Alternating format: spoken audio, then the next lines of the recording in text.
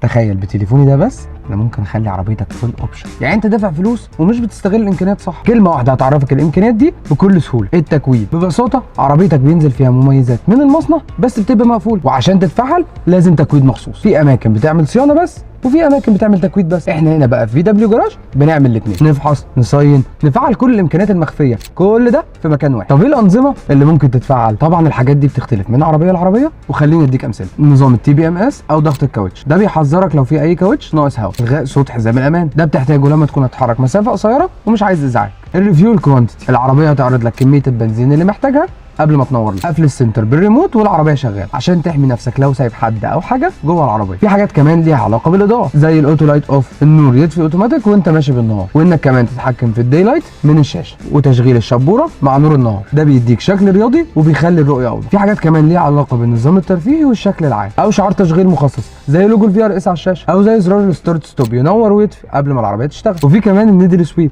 بيخلي عقارب العدادات تتحرك زي عربيات السباق وتخليها فول اوبشن بجد. احجز دلوقتي في VW جراج وفعل كل الهيدن فيتشرز في مكان واحد. خليك اول واحد تجرب عربيتك فيها كل انواع الرفاهيات اللي انت تستحقها.